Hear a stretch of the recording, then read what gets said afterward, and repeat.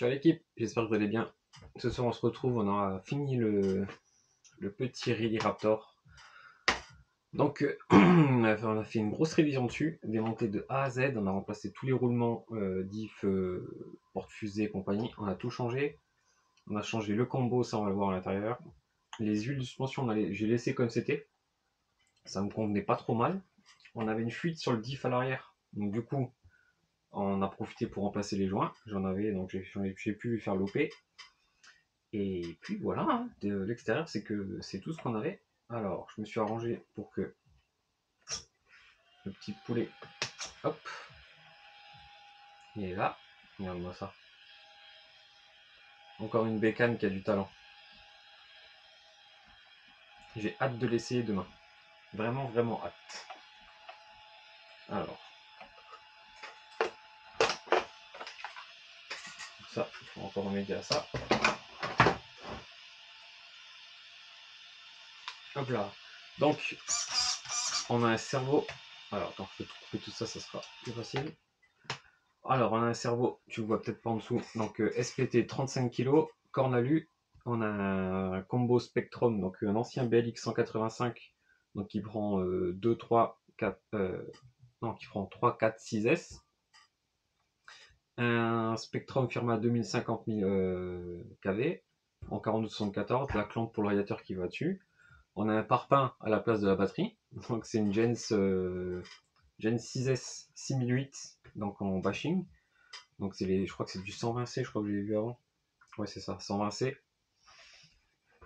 Le petit pignon de 11 dessus, je vais vous faire écouter, c'est pas bruyant du tout, je m'attendais à vraiment pire.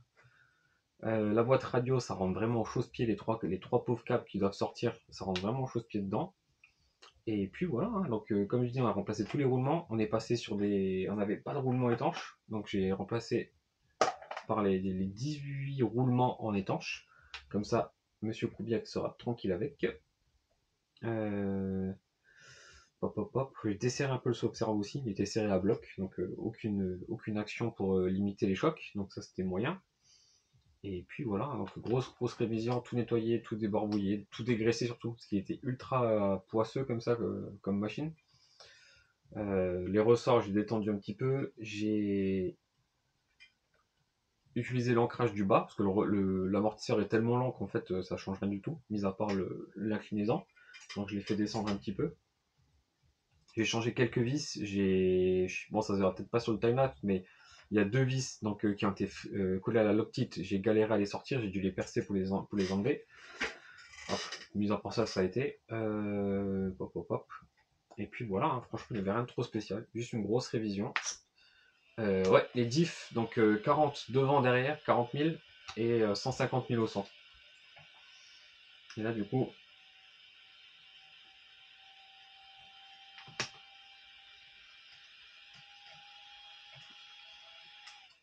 je l'avais mis trop tard.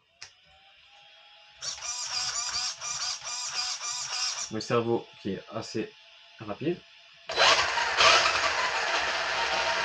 Donc tu le vois sur le filet de gaz.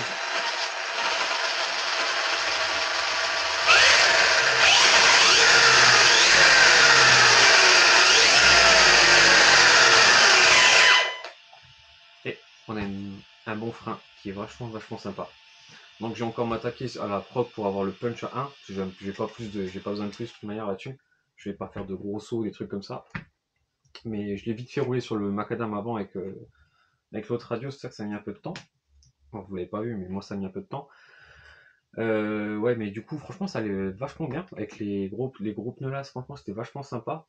Et du coup, moi qui voulais m'en acheter un à l'époque, franchement, je suis content. Parce que ça va me faire encore une caisse à essayer. Ça, c'est vachement cool. Et puis, alors pour une caisse qui était vendue avant 350, 380 euros, je crois, un truc comme ça chez Conrad, franchement, bah, la construction elle est vraiment pas dégueu du tout. Franchement, niveau solidité, on a vu que ça tenait quand même relativement bien. Les roulements, les noix de cardan et tout ça, franchement, elles sont pas trop marquées là-dessus, donc je sais pas combien de packs il a, mais il a pas l'air si vieux que ça.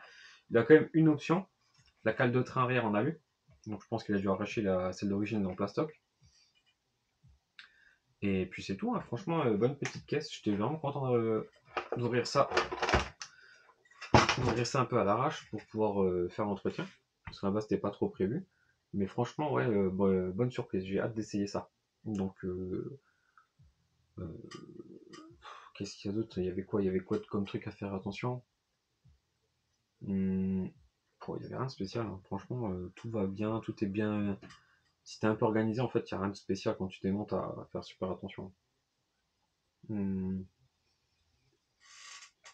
non, franchement, il n'y a rien de spécial. Donc, franchement, j'ai hâte d'essayer ça demain. Et puis, ben, feu pour les roulages, hein.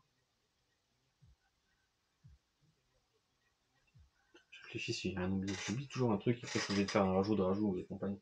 Et en profiter, des fois que ça me revienne. On a reçu les pièces aussi aujourd'hui. Les billettes pour le HPI. L'échappe pour le Fireteam. Et de chez ProJoyTech.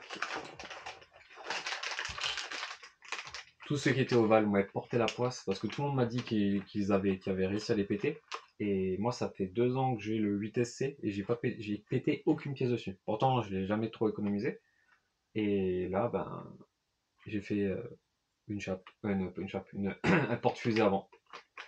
Donc voilà, on a le sauve-cerveau du max. Malheureusement, les roulements, ils n'étaient pas en stock. Et puis, c'est tout.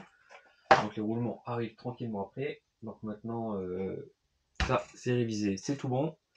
Demain, on s'attaque au col.